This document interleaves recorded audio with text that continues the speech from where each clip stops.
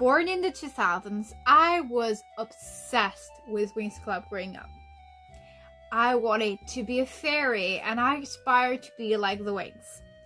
But of course, once I grew up, I realized that the Winx were never the paragons of good they were portrayed to be. After rewatching season 2, there are 3 key moments that have not quite survived the test of time. As you might have guessed it from the whole getup, the Winx, the fairies' relationship with Cloud Tower and the witches happens to be one of them. Before we dive any deeper into the topic, you do need to know that I used to work as a teacher for a short while, and I am a hypnotherapist, so those 2 lenses are going to be important to what I'm going to say. My first point, which very much has to do with me being a former teacher, and it's also a point I have brought up in a previous video in season 1. Regardless, the Winx, after Professor Palladium has his glow up, mentioned that, oh yeah, now we can't take advantage of him like we used to. And so we are shown a flashback as to what the classes used to be like, where they would just talk to each other, not listen to the teacher, throw airplanes or do whatever, and torment this poor teacher who is quite nice and does not deserve this treatment at all, and this disrespect. Now, you could be thinking like, oh, it's like all fun and games. Absolutely not. As a former teacher who did have unruly students, I absolutely hate it, and you might have guessed it, but as a student, I was a pretty straight-laced, very studious, very attentive student, and that kind of disruption is a big no-no. And even now, where the times have changed and the children are getting more difficult to teach because they don't want to be there, a lot of them, and don't understand why they are being in school and think of school as a playground. That is a sentiment that is becoming, unfortunately, more and more frequent. Despite that being the trend nowadays in schools, I have never had students who were so blatantly disrespectful as the Winx were. And let's remind ourselves that they are in high school, so they're not even at the height of wanting to be disrespectful and rebellion. That is more so around 13, 14. They're well past that age. They should know better. I mean, any kid should know better if we're really being real, but that is absolutely unacceptable behavior. And as I mentioned in that video where I brought up the point they disregarded the rules, I'm going to add on to this, because I did say that if I had been a student at Althea with the Winx, I would not have been friends with them, I would not have been around them. I have difficulty identifying with them and thinking of them as the heroes of the story, when quite frankly they demonstrate quite poor behavior, morally poor behavior, which only makes the next example worse, because they treat the witches of Cloud Tower as though they are the vermins of the magical dimensions and they are the absolute worst. Whereas we really don't see any proof of that, but we do see the Winx behaving in a way that is not at all appropriate with what we would consider good behavior or what we would associate with a good person. So before we really dive deeply into what happened into Cloud Tower, I would like to ask you, if you're still around and enjoying this video, to please like this video. It really helps with the algorithm and spreading the video out. And also, if you could comment down below, I would really appreciate it too. And of course, if you want more of this type of content, do remember to subscribe. We're now at 107 subscribers, and I'm quite happy about that. So thank you to all the people who have subscribed since my last videos. Talking about Cloud Tower and the Winx very, very poor behavior. We know going into season 2 that there is some beef with the witches. We don't know what it is exactly. They're just being excluded from everything for no apparent reason. And they're said to be the bad guys, but with no actual argument or proof to back that up. So basically you have a group that is being marginalized for no reason. And what makes it worse is that Faragonda and Griffin are actually really good friends and they get along. They're very cordial, they're very civil. You would think that because they get along, they would promote a civil relationship between their students, but no.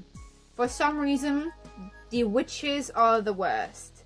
Why? No one knows. And I do relate to Layla when she gets into Cloud Tower, because she's like, oh, we don't like the witches, but why do we like the witches? And we never really get an explanation. Now, I will say that Musa does have a pretty good reason not to like the witches, since they ganged up on her in season 1. But still, the animosity and the distrust for the witches is something that I don't understand, that has no foundation, and it does not really paint a really good picture of the Winx, like the protagonist, the fairies, the paragons of good, that they just completely dismiss an entire group of people. Even magically speaking, we're never being told what exactly is the difference between a fairy and a witch. The only thing we do know, because we have eyes, is that fairies have transformation, witches don't. Fairies are like early 2000s, like Y2K style, and witches have more of like a punk goth vibe. That's it. Like, there is nothing that says how someone becomes a fairy versus how someone becomes a witch. Because of the lack of world building, them hating witches on sight is really inappropriate. Now granted, Flora and Layla don't really partake into we don't trust the witches, and thankfully they do not. But it's still something that is very present within the Winx and within the fairies in general, and there is no actual reason for that animosity to be there. Especially with like Bloom. Like, she's very new to like the magical universe. It's only been a year. So the only witches she really has a thing against, for good reasons, were the Tricks. And the Tricks have been, you know, expelled from Cloud Tower. They were also, you know, taking control of Cloud Tower and imprisoning all the other witches. So you would think they would have more common ground than not. But for some reason, they just hate the witches. And that is not morally sound. Now, this association of good versus bad brings me to my last point as to why I think the Winx are not the greatest examples, the greatest role models to look up to. And it does have to do with this whole dichotomy of fairies good, witches bad. I can't really remember the episode, but when the Winx are sent on a mission to Cloud Tower, there is this part where they take part in a class, and I actually have a prop for this, a crystal ball. Wait, I mean, you can't really see it, so I'm gonna hold it in my hand.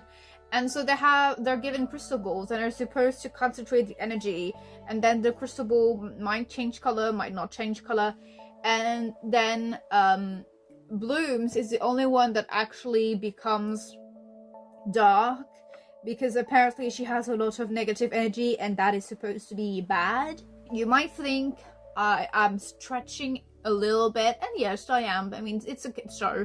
I kind of need to stretch what's going on a little bit to be able to analyze it, dissect it, and probably talk about it, right? I don't really like the way they dismiss emotions as being good, bad, okay to feel, and not okay to feel. So if you're good, if you're a fairy, you need to feel only the positive things, only the light-hearted things, only the warm things. And you absolutely cannot feel all of the bad emotions like anger, sadness, rage, all of that. That is like a bad big no-no. And I disagree with that. Because you know what it does when you repress your feelings? First of all, it is going to make your body sick. But it's also repressing parts of yourself that you find unattractive, unlikable. And that is the suppression of the shadow. Now, for those out there who are familiar with shadow work and the shadow, which is a term that was coined by Carl Jung, the shadow is basically all of the parts of ourselves that we do not like, and so we suppress subconsciously. Now, negative emotions are part of the things that people usually suppress.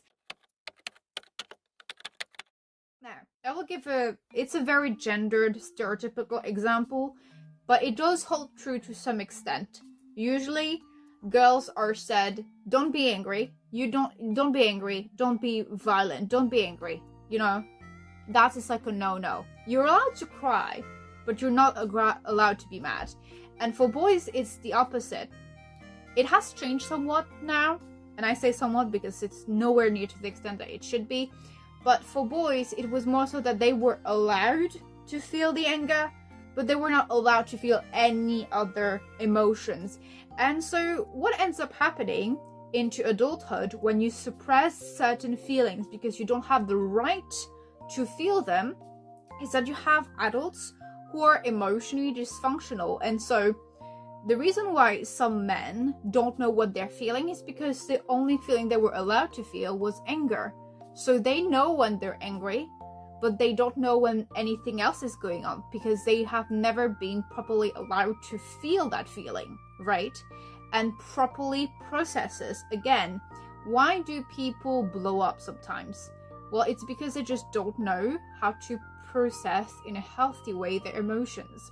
Same thing with girls that are now women that were told, don't be angry, don't be mad, don't express your anger, whether in words or in gestures, which it's correct, you should not be hitting people, but still, don't be angry.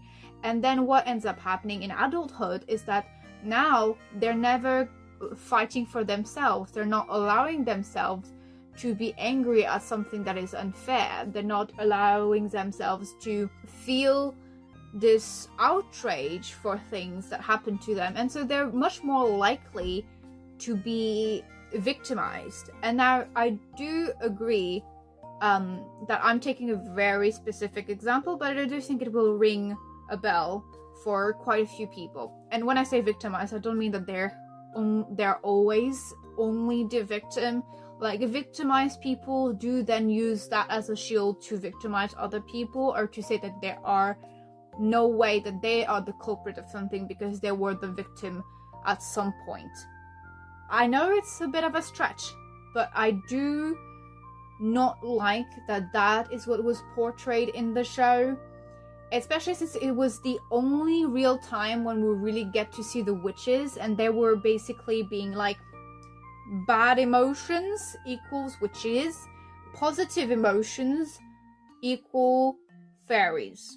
Well, I say bad emotions. They are being portrayed as bad in the show. They're just negative emotions, and negative emotions have just as much of a right to exist as positive ones. All of that to conclude our video. I hope that you have enjoyed it and you have made it this far. Please drop a yellow heart for this yellow crystal ball. I mean, it's what kind of crystal is it actually? I think it was a citrine for those who know. So yeah, I hope you have enjoyed the video, and stick around and watch the next one over here because I think, again, you might really enjoy it.